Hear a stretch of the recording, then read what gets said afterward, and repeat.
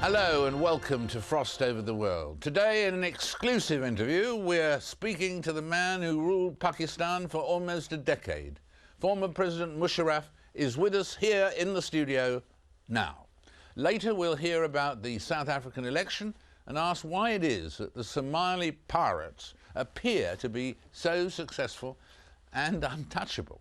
But first, it was a military coup in 1999 which brought General Musharraf, the head of the Pakistan army, to power. He remained in charge for almost 10 years, and during that time, Pakistan changed quite a lot. Most notably, perhaps, it became a focal point for the US war on terror declared after 9/11. President Musharraf fell from power in August last year when, in a rare, indeed what became a very rare show of unity, opposing political parties worked together to oust him. In the end, he resigned, and he's here now. Thank you for being with us. My pleasure. Tell me, what are your feelings today as you look at the current state of your homeland, of Pakistan? I mean, what are your emotions as you see the situation now? Very sad. I feel sad and despondent at whatever is happening because Pakistan is suffering. Despondent and sad, yes. And do you think, with all the list of problems that there are at the moment, and food shortages and power shortages and turmoil with, and indeed the insurgents and the rise of extremism and all of these things in the economy, do you think if you'd still been there that you could have dealt with some of those successfully, or is it just an insoluble problem? No, not at all. I think my experience of 9 years shows that the nation has a great potential and it has all the resources. It also has the acumen. The people are intelligent to understand what the problems are and resolving them. So it's not the problem of lack of understanding, of lack of resources or lack of potential. The people, unfortunately, the people have to have confidence in the government, and if that happens, I think the situation is recoverable. It's recoverable, yeah. Yes. And what should the President or the Parliament do most? What's the most urgent task to deal with? I think terrorism and extremism. That poses a danger to Pakistan and of course to the region and the world, but basically to Pakistan. That needs to be addressed. And the other is the economy, because I think if the economy is on a downturn and going down, nosediving downwards, then you can't address any other issue. You will be begging others. So these are two critical issues. Yes. In terms of the security issue and so on, in your book, which was written basically in 2006, you said there, you estimated that there were probably 300 seasoned fighters from Al-Qaeda somewhere in Pakistan. What would the figure be like today? I can't be, it'll just be a guess, but certainly they are more than 300. Initially, these are Al-Qaeda, the same people who were holed up, the Mujahideen who were holed up since in those 79 to 89. We brought about 25 to 30,000 Mujahideen here. After 89, after the victory over the Soviets, they were not rehabilitated or resettled. So they remained there. Everyone left us and Pakistan had to fend for them. These were the people who became Al-Qaeda. So they were a lot. But then after the breakup of Soviet Union, a lot of Chechens and Uzbeks came in. So I think now, but then Pakistan acted, our forces, they were in our cities and in the mountains. They are no more in the cities, in the mountains, yes they are. Now how many are there, I wouldn't be able to give a figure, but certainly much more than 300–400. Yeah. Is there a possibility that the insurgents and the militants and so on could win and overthrow the government of Pakistan? I don't think so. I don't think so unless we keep blundering and giving them space. They are militant, they are aggressive, and the vast majority of Pakistan are moderate, but they get scared of people who are brandishing weapons and killing and slaughtering people. So if we loosen on the use of force, then we keep giving space to them, and that is how they keep getting encouraged and expanding. But as far as the control of the government is concerned, in the elections in 2007, 2008, the result was totally anti-religious parties. Religious parties who had about 17% of the seats in the 2002 elections got only about 3 or 4%. Even in the frontier province, where the religious party coalition ruled for 5 years, they were totally rejected and eliminated, and it was the ANP, which is a moderate party. They won the vote bank, even in Swat, where there is problem. So there is no way that they can win through an election and come into government in Pakistan. And what about the situation like the sort of compromise that was worked out in the Swat Valley and so on, where they allowed some Sharia law again and so on, with the dangers of the various punishments for Sharia law and so on? From what you're saying, that's the wrong way to deal with militants. Well, now when we are talking of Swat, yes, I said any compromise on a position of strength when you're dealing with them is the wrong way. We must deal politically, but from a position of strength. But when you talk of particularly of Swat and Sharia, there's a little bit of confusion in the understanding of the world. In Swat, it all started that the people were demanding speedy and cheap justice, Nizam-e-Adl, what they were saying, calling it Nizam-e-Adl, because Swat historically up to 1969 was a state under the Wali of Swat. Wali is like a Nawab in charge. They were dispensing justice very fast.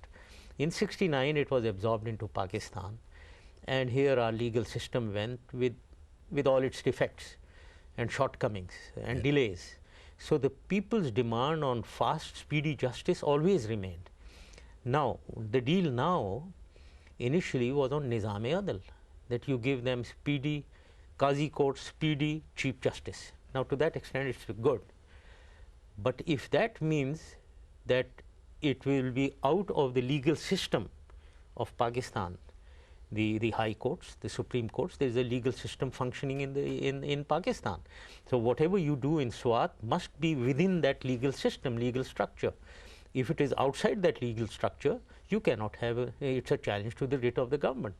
And if the same people are demanding things beyond that, that their judgments will not be challengeable, and then they start adopting measures of punishing people for things that probably a moderate person would not think it is tolerable. So that becomes challenging to the writ of the government. So there is a bit of a confusion which the government must face boldly. Speedy, cheap justice must be ensured within the legal ambit of Pakistan and the Constitution of Pakistan. But denying the Constitution of Pakistan and bringing laws which are different from Pakistan must not be allowed. And in the situation of the law and so on, tell me, do you feel safe when you're in Pakistan, safe from the revenge of your enemies, as it were?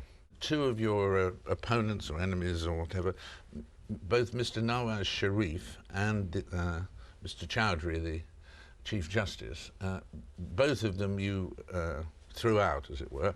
And do you think they'd both like revenge on you? Well, Mr. Nawaz Sharif is all the time talking of it. But from legal, constitutional point of view, there is no way that I have done anything wrong, legally and constitutionally. So therefore, I feel confident.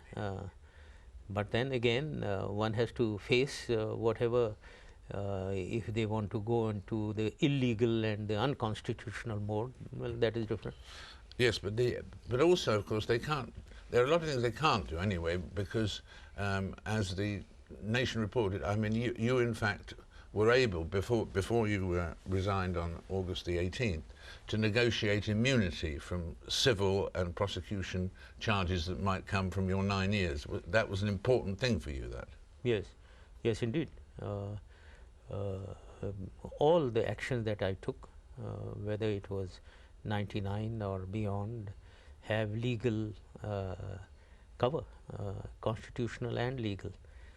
So therefore, yes, it was the same Supreme Court with an 11-member bench which has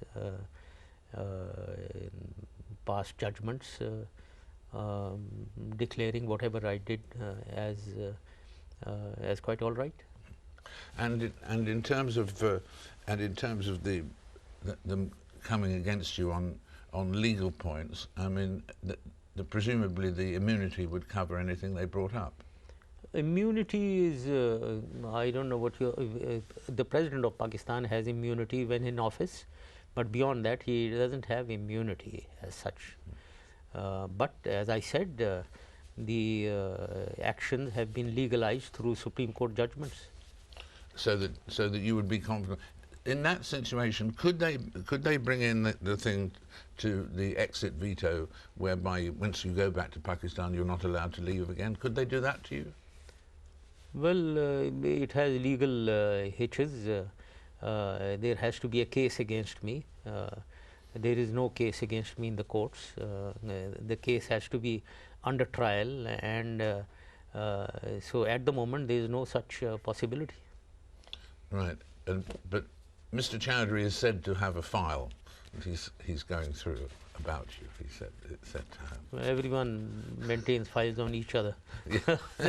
Unfortunately, yeah. I keep saying that one has to, with what Pakistan is facing, we ought to be looking forward.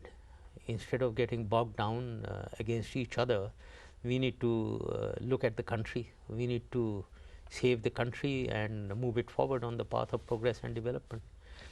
So that if we keep getting bogged down in past events and also get bogged down in personal vendettas, I'm afraid Pakistan will keep suffering. Right. But just on that one point, they can't put you on the exit control list, you're saying? Well, no, I wouldn't say, couldn't say that. It is the courts who have to decide. But from legal points of view, as I said, there is no reason absolutely. Let's go back to the beginning of your presidency. As I understand the legalities. Yeah, I bet you do. Yes. Let's go back to the first days when your coup succeeded in 1999. Was in fact Nawaz Sharif's unconditional surrender, as you put it, over Kargil, was that the thing that made you feel he's got to go? No, not at all. Not at all. He went and, although he keeps projecting that I sent him to United States to talk to President Clinton to save the army from Kargil and all that, which is absolutely wrong. He went himself, and the army was perfectly fine, whatever it had done. We were very confident. But as far as he must go, my decision, no, I didn't take such a decision at all. I was in Sri Lanka. In fact, just a few days before I went to Sri Lanka, he had made me the chairman of Joint Chiefs of Staff Committee and the Army Chief, both of them, for which I was thankful. And I went to Sri Lanka fully confident about the situation. And in fact, throughout my 1-year stay as Army Chief, I always told him that Pakistan is in trouble, but the Army is prepared to assist you, help you. And that is how we helped him in Wapda. We helped him even to establish military courts. It was only when I was coming back from Sri Lanka that he himself decided not to allow me to enter Pakistan and to leave Pakistan airspace and go into some other country, wherever. And the The air bases, the airports were all there was a blackout in all airports. We couldn't land anywhere. We were forced to go out. So all this happened, and that is how the army reacted on ground. I was not even in contact with them. No, that's right. And there were buses and other things blocking the runway in Karachi and so on. And how many minutes gas did you have left? 7 or 8 minutes, I think. Right. And the pilot told me, if there is a jerk or a air pocket, we'll crash. Really? So it was that close, that close. Of course, very soon, 9/11 changed your presidency, didn't it, really? Well, from some points of view positively, some points of view negatively, because I think I had an agenda. The Supreme Court gave me 3 years, and they also said that I cannot bring about major constitutional changes. Now, in those 3 years, I had an agenda to reform the civil services, restructure the government, which I couldn't do then because of the distraction after 9/11 to fight terrorism, extremism, Al-Qaeda, and then finally Taliban, etc. It was a total distraction. So those 3 years couldn't be used fully concentrating on the progress and development of the state and welfare, well-being of the people. But I mean, was it a difficult decision to take, to join the alliance against the Taliban and against terror? I mean, did that cut off some of your options within Pakistan? No, I think it was a very, very right decision from Pakistan's point of view. I mean, even when Taliban were in Afghanistan, and we were the only country who had recognized the Taliban and had our mission there. The other two were Saudi Arabia and UAE, but they had closed their missions. I always believed, and I even told President Clinton this when he came in 2000, when he said that he was trying to tell me that Pakistan ought to break relations. I said the opposite strategy. I said everyone should recognize them, open their missions so that we can change them from within. I understood that they are very obscurantist in their views. We don't want that kind of Islam in Pakistan. So we don't want Talibanization in Pakistan. So while we had our mission, certainly we, not only I, but the whole government and the whole of people of Pakistan didn't want that kind of obscurantism in Pakistan. So it was easy for me to take a decision that was the favorable decision. We didn't want that kind of Islam in Pakistan. So who do you think today is the greater threat to Pakistan and the world between the Taliban and Al-Qaeda? Taliban. Taliban. Yes. Because of their level of support? Or? Because they are the population. They get strength from the population. Al-Qaeda doesn't get strength from the population. If you deal with the tribal elders in the various agencies, they are prepared to agree to getting rid of all the foreigners, Al-Qaeda. But if many of them would like to go across the border and fight with the Taliban there against the coalition forces. And then as we come towards the period of your negotiations with Benazir Bhutto and so on, during that period, I read that on July the 27th or whatever, which that would have been, I suppose, 2007, you did actually meet to talk, to negotiate, to talk about a coalition. You actually met? Twice. Twice? Yes. Where did you meet? Abu Dhabi. Abu Dhabi. Yeah. And those negotiations went well? Yeah, I think they went very well. And they could have been put into action if there hadn't been the tragedy, or there had been a different result in the election? If the tragedy of Benazir assassination, and also her returning. She was not supposed to return before the elections. Oh, I see. She'd agreed to wait until then, so the elections would have happened, and she would have survived the elections. Because you realized that she would be in even more danger than you would be during an election. Yes, there were threats on her, certainly. And we even got intelligence reports from the UAE, and I told her personally that there are threats, very, very potent threats. If you don't believe us, we've got intelligence from UAE. But she came. There were certain threats when she landed and she would travel in the airport.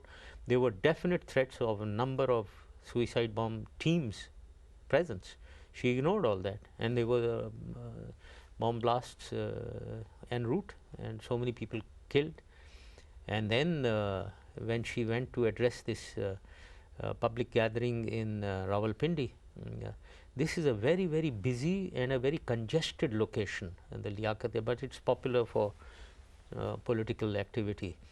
On the first time she wanted to go there, I did not allow her to go there because there was a definite threat at that time, and I said you must not. And unfortunately, they made a lot of hue and cry against me that I am not allowing her political activity, but it was simply a threat to her life. The next time, then she ignored all that. I said, okay, she wants to go, let her go. She is not understanding. And then you know what happened, unfortunately. Unfortunately, yes. She was a brave woman, but in that case, you would have said she didn't listen enough in that particular situation. Absolutely. You should see the just a week or two weeks maybe earlier, where she was not allowed to go, and what all the People's Party, her party, said against me, that I am not allowing political activity, whereas that was not the case. And that was not. No, that was not the case. That was a tragic incident. When it came time for you to step down, how difficult a decision was that to take, or was it just obvious that you'd had several years of the economy going well and things like that, but now your time had come, as it were? Yes. How difficult was it to decide that? I mean, very honestly speaking, the difficulty was not from my personal point of view. I don't have an ego, I don't have any lust for any riches and all that, that I must remain in position and perpetuate myself permanently. That was not the case. So it was easy for me personally. But I knew that it will lead to tremendous amount of turmoil. That was the difficulty. The difficulty was from Pakistan's point of view. So finally, but when I saw that it's inevitable, and that even if I stay on, I'll be some kind of an impotent president, what is the point in staying? I am not the kind of person who sits around uselessly. I can't be a useless man. So therefore, I took the decision, and I think I was right in my judgment of what will happen to Pakistan. Which we talked about earlier, and so on, and in terms of the situation there, you said how things would have been different if you'd still been there in power and so on. But what about the relationship today with America? Is that healthy now, or not as healthy as when you were there? No, there is unfortunately a trust deficit, I think. And the trust deficit. Yes. As far as the attitude of the people of Pakistan towards the United States, it remains the same almost, if not a little worse. But as far as the worst part of the whole situation is, where there is a trust deficit in United States against the ISI, and in many quarters against the army. Now that is a very serious situation which never existed. These are the two institutions which are the guarantors of stability of Pakistan. They are the two institutions which have played a critical role and an important role throughout the last 3 decades, from 79 onwards, in whatever we wanted them to do, whatever the government wanted them to do. Now, if we have to fight terrorism and extremism, and these two institutions are to be mistrusted, who in Pakistan is going to fight terrorism and extremism? They are the people who are going to do that. So how can we have such a wrong attitude towards them? So I think firstly, if anything has to be repaired, this trust deficit has to go, certainly. Otherwise, I think the two elements which are critical to fighting terrorism and extremism, they are demoralized and they are not getting the entire support. We're going to extend this fascinating interview after this break.